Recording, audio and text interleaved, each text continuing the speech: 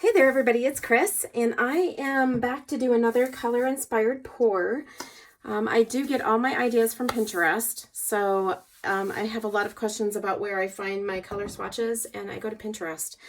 There are tons and tons and tons of ideas on Pinterest, so I thought this one was really cool. I love all the blues, and I've been working with my Decoart Extreme Sheen 24 karat gold today. So I kind of think I'm going to stick with using that instead of yellow because I'm afraid with all the blues I'll end up getting some green. And I may get a little bit with the metallic gold, but hopefully I'm hoping it adds that little pop of fun in it with the metallic. So the colors that I'm using today, obviously the 24 karat gold. This darker blue, I'm using Phthalo Blue today. So these are all pre-mixed. I didn't have to mess with trying to figure out colors with them. And then this medium blue, I'm using Ultramarine Blue. And this lighter blue, I'm using Pale Blue. And then this turquoise color that I have over here, I did have to mix that one. And that one is turquoise green. And then I also mixed sky blue light in with it to get that color. So I'm doing 3 flip cups, and I think I might add a little bit of silicone today to make it a little more interesting. So I'm going to set this aside. I'll give you one last look at it. Hopefully I don't have too much glare in here. My light's getting a little low, so I'm trying to hurry before I lose my natural light. So I've got 3 7-ounce cups here. So I'm going for about 15 ounces of paint. I have sprayed them with my WD-40 silicone spray just to release the paint. And I think I want to start with, I might actually just start with this gold and put that in the very bottom of it, I think. So we'll start with gold. My goal is to have about 2 layers of paint by the time I get finished. And then I think I'll go in with this turquoise green color that I had to mix. And I'm trying to layer carefully, but sometimes it's hard to do that with these deeper cups. I guess my biggest goal right now is to try to keep some of those blues away from that gold so that I don't get absolute green, since green is not one of the colors in the pours. Okay, and then I'm going to go in with my pale blue.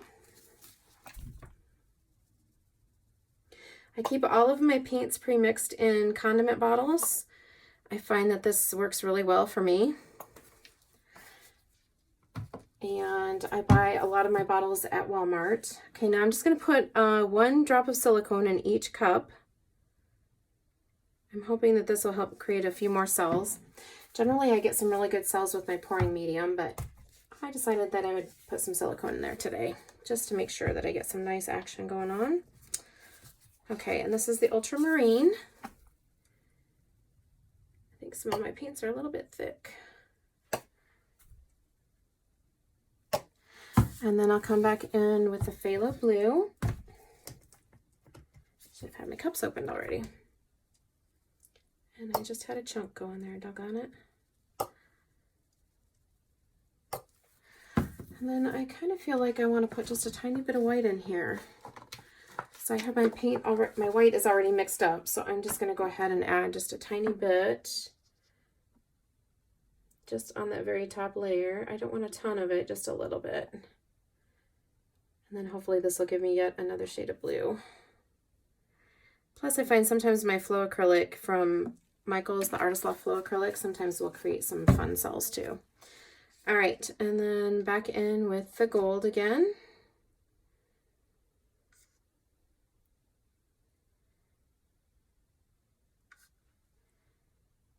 All right, guys.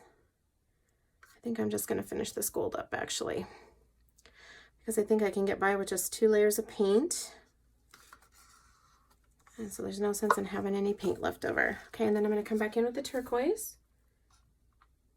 I think this is going to be really interesting. I kind of tend to like blues. I'm very much a purple and pink girl, but I have to say that I've done some blue pours that have been quite pretty, so kind of changing my mind on that a little bit. Okay, and then let's do a little splash of silicone. And I'm using the Spot On Treadmill Silicone Lubricant. And then come back in with the pale blue.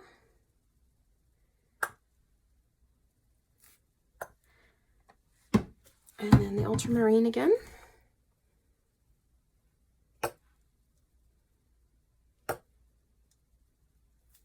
And then finally the phthalo blue to top it all off.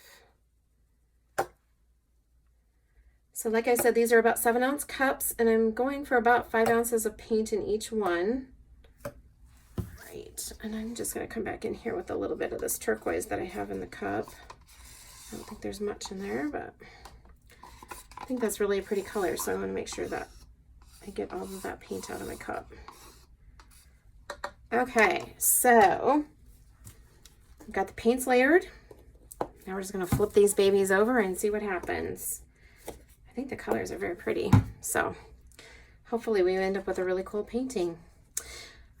All right. Oh yeah, it's gonna be pretty.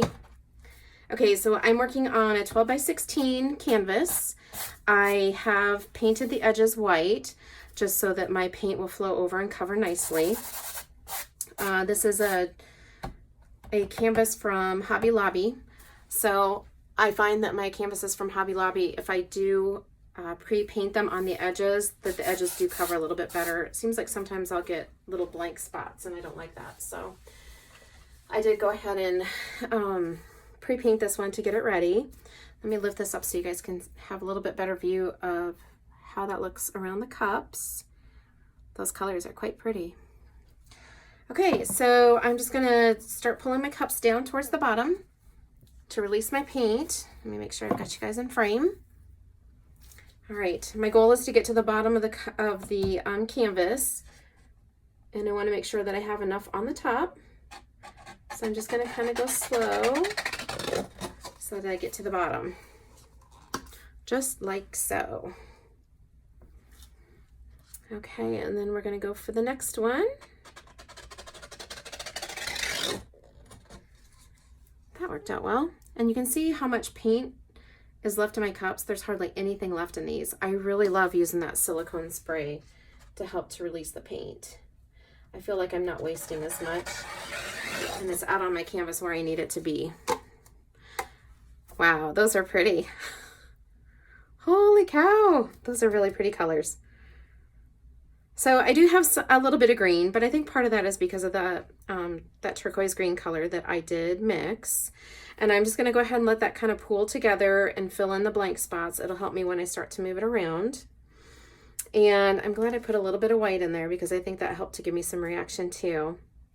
I'm gonna take my torch and pop the bubbles real quick.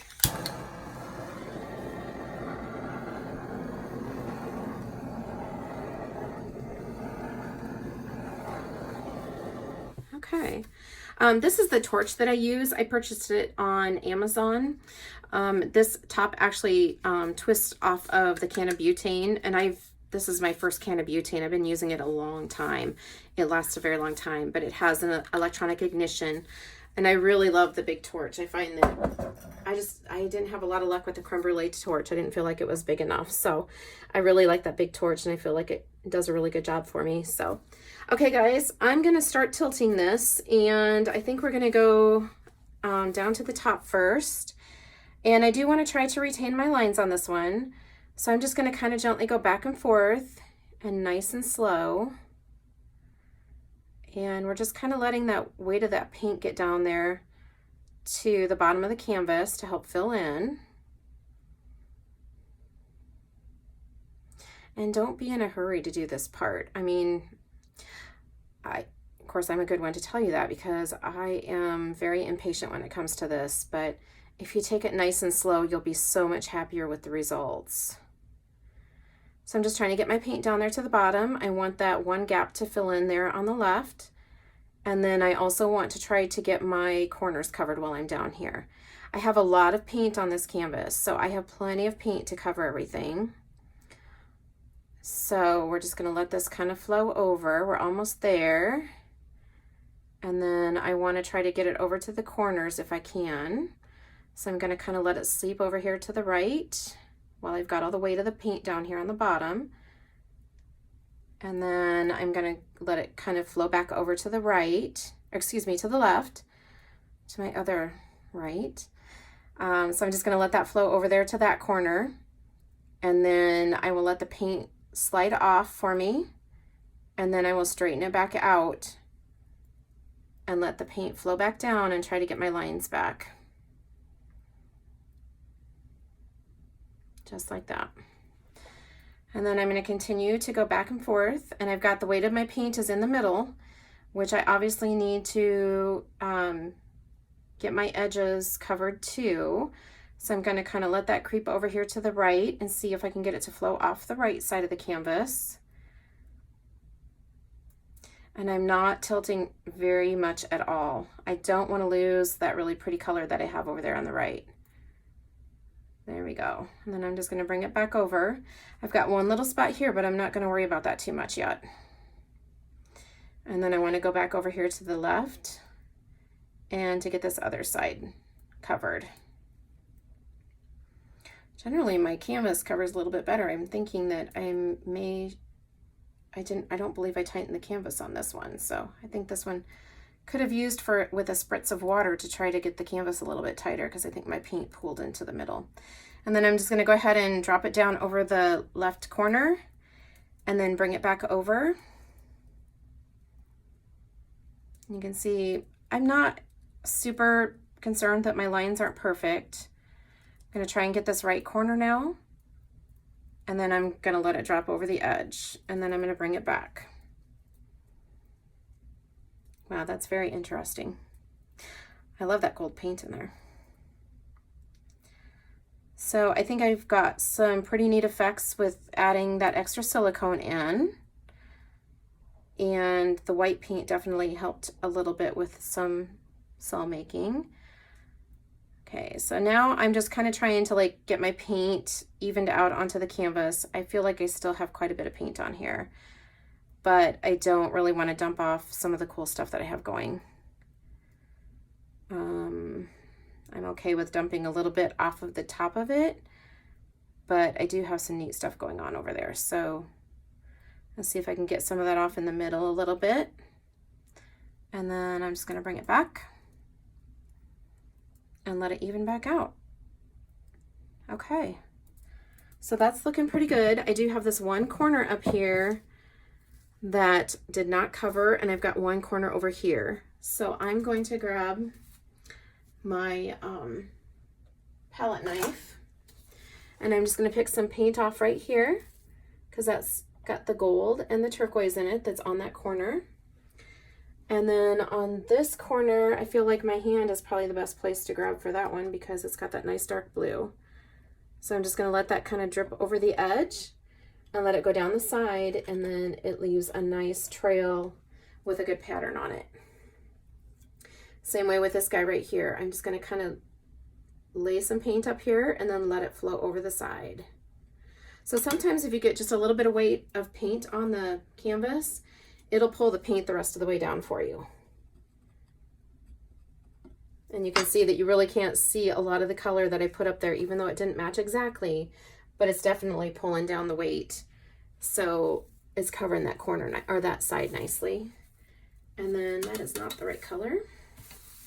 So I'm just going to wipe that off, and I'm going to pick this up and move it up a little bit, see if I can get some paint. Sometimes it's good to pull it off of the bottom of the canvas too, because those are definitely the colors that are close to that area. And then this color is definitely close. So I just kind of try to like lay the palette knife up on the side of the canvas and then let the paint come down on the corner.